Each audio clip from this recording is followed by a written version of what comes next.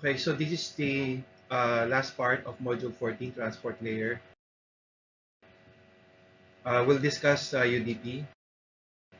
UDP stands for User Datagram Protocol. There are services that uses UDP. Okay. Again, the advantage of UDP is that it is fast. Okay, because you know what, in TCP, let's say I have two computers, A and then B. Okay, A and B. So let's say A will send this data here. Okay. Then again, data are being segmented, right? Example, let's say 1 and 2. So I have two segments here. Say for example, A will send the first segment. So B receives that, right? So already B has segment 1. Okay. Now in TCP, before A will send the second segment, segment 2, B has to send an acknowledgement, an ACK. Okay. Before A can send the second segment. Okay, so if you notice, so that's how it is. So example, if there will be series of segments here, 3, 4, and 5. So, and let's say the only capacity to send is only one segment at a time. So before sending the next segment, A still is waiting for acknowledgement. Not like in UDP. In UDP, there's no acknowledgement. It doesn't have any acknowledgement. So when A will send this, it will send uh, it will send segment 1. After sending segment 1, it will send right away the segment 2 and then the segment 3 and then segment 4. So this is why it's faster as compared to TCP. Okay, because there's no acknowledgement, there's no idle period, idle time in the transmission of the segments. Okay, that's how UDP works. Okay, there's no sequence number. So in a way, in UDP is, so the first segment being received, the UDP will uh, take note that that is the first segment. The second segment is the next segment. That's how UDP understands the order of the segments. Okay, there's no error correction, also no resending. Okay, and there's no three-way handshake. The moment that you connect, A is connected to B, it has already a network connection. Okay, and A will send a data to B. There's no establishment of the connection. Automatically, A will send that right away. Okay, so that is how UDP works. These are the specific header in UDP. Still in UDP, it has port numbers, source port and destination port. Again, source port is the one that identifies the session. Okay, so example, you open the browser, you type google.com. So what UDP will do, or even to TCP, is it will generate a source port for that session. Okay, say 49152.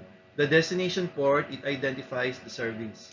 Checksum is error detection, and length identifies the length of the header. And of course, the most important part is the data being sent. Okay, TCP has 20 bytes in the header, while UDP has 8 bytes. Okay, take note of that. So these are the specific header field of UDP. I have explained this on the previous slide.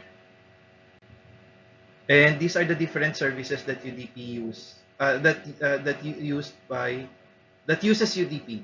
So we have the HTTP. This will be discussed in chapter 15, the last module. DNS, also discussed in the last module. SNMP, a network management protocol used by network monitoring software.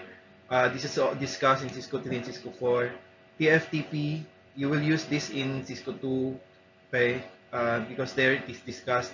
We use TFTP to backup config, backup yung iOS files and configuration. Okay, you will explore on this in Cisco 2. And IP phone, VoIP, voice over IP phones, and then video conferencing. Okay, like Zoom, diba? These are examples of video conferencing. So these are some of the services that uses UDP. Okay, we mentioned a while ago in UDP, it doesn't have any error correction, no acknowledgement. Okay, example how with video conferencing.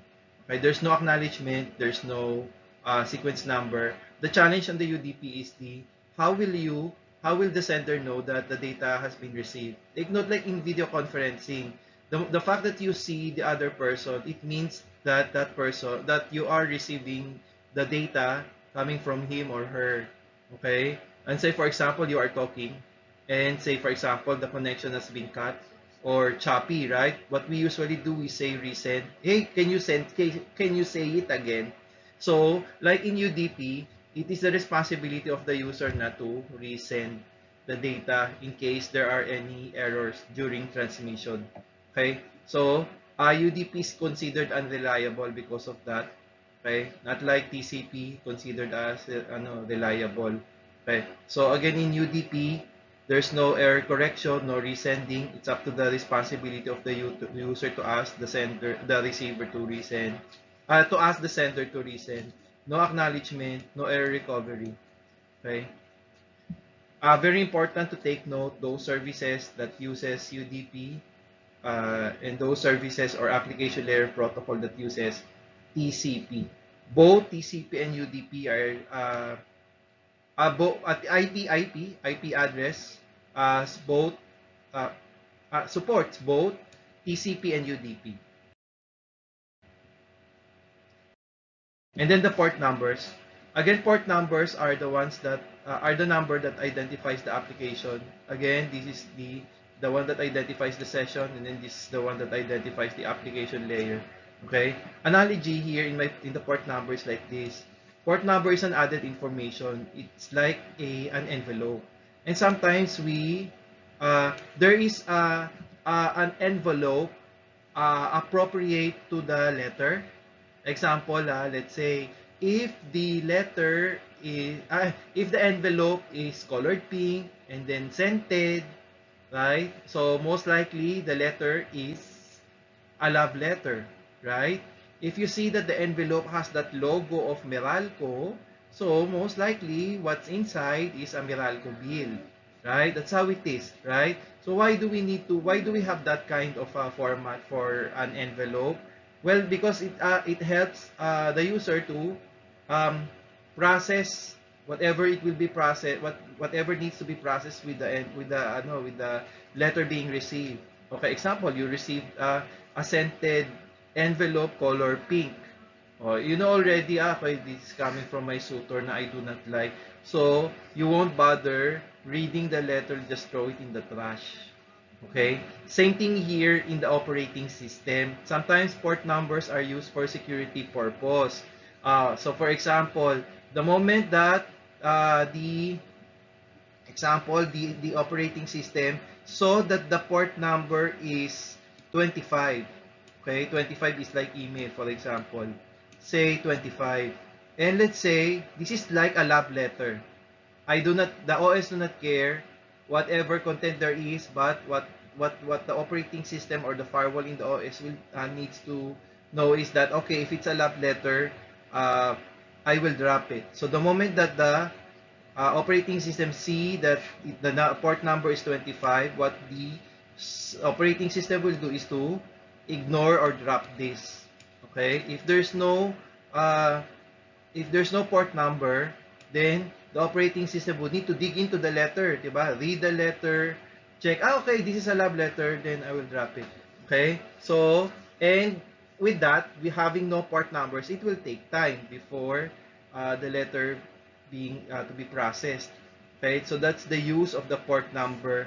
Uh, will we'll have this firewall set up in Cisco to access control lists, yung defining policy, security policy, and there you will notice that port number is one thing to take note, very important concept that you need to know when you deal with security policy, because again, these port numbers are the ones that identifies the application layer protocol. It identifies, that's the one that identifies if it is a love letter, a Meralco bill, a credit card bill, so on and so forth. Okay? Or like in this case, the port number is the one that identifies if it is an email, a web browser, a file transfer, so on and so forth. Okay?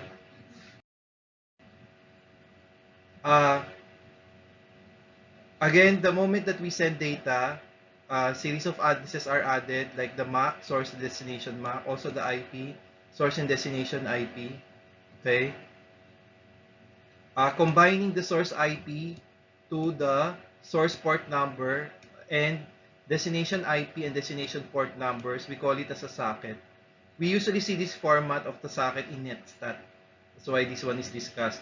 I'll show you later the netstat command. It's a very important tool or command, usually used, a part of network monitoring.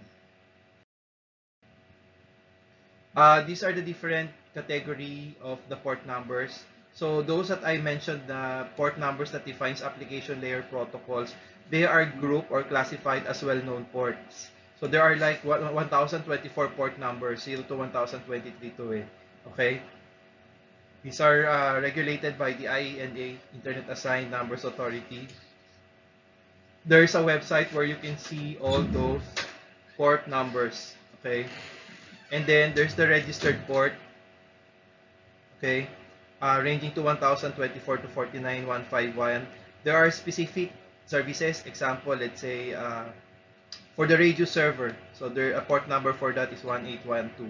It's under registered port. Port numbers for RDP, remote desktop connection or remote desktop protocol. So there's a registered port for that. Okay. And then we have the private or dynamic ports, also known as ephemeral ports. And again, when an operating system initiate a connection, it will assign a port number, and usually it is in the range of the private or dynamic ports. That is in the range of 49152 to 65535. So these are the port numbers. Again, there are 1024s, but these those that are listed here are the important ones that you need to memorize. These should be memorized. Okay, you have to take note of this port number. So again, for FTP, we have two ports, 20 and 21. For SSH, its port number is 22. Telnet is 23. SMTP is 25. DNS is 53. DHCP for the server side is 67. On the client side is 68. TFTP is 69. HTTP is 80. POP3 is 110. IMAP is 143. SNMP is 161. And HTTPS is 443. Okay? Should memorize these port numbers. Again, target is you take certification exams. A certification exams is proctored. There's a strict close monitoring on when you are to take certification exams. And usually these port numbers appear in certification exams. So very important that you memorize these port numbers. It's only a few. It's only just one table. As compared for those who are taking board exam, they memorize lots of tables, lots of numbers, lots of formulas, so on and so forth. Okay? You in your case, ito. Okay? You need to memorize that. I know all of this. I'll prove that during our Zoom session. Memorize ko yan. And then the command for you to view the active connection is netstat. Okay, netstat. Very important command. So example, like imagine that this computer or server here, this indicates that this computer, okay, 192.168.1.124, okay, has a connection to 192.168.0.2, okay, and the service is a NetBIOS, and the port number being used by this computer that has an IP address of 192.168.1.124, its generated source port is 3126, and it's established. Okay, and it is established there. Okay. Again, this computer that has an IP address of 192.168.1.124, it uses a source port of 3158 going to this public IP 207.138.126.152, and that's an HTTP, and it is established. So this part here, okay, that part here, it should be aligned with this established part there. Okay, so that's how it is. For example, let's say this is a local server. You do not expect that you do not expect any outside host to connect on this server. So when you see that there are public IPs here, so that is unusual already. So what you can do is you can block these IP addresses or these connections. Okay, because yun nga, it may be an attack. Okay, because you do not expect again that this computer, or say if this is a server, to have any connection to an outside host. Okay, so that's the use of the that's the use of the netstat. Okay, it is a very important tool to verify connections, monitor connections, and in here you can it is very helpful to identify if there may be a security threat. Okay, so this ends module 14. Thank you. I hope you watch yung mga video, okay, because these are your means of learning. Okay, ayun. So keep safe. I'm done. So keep safe. Together we learn as well.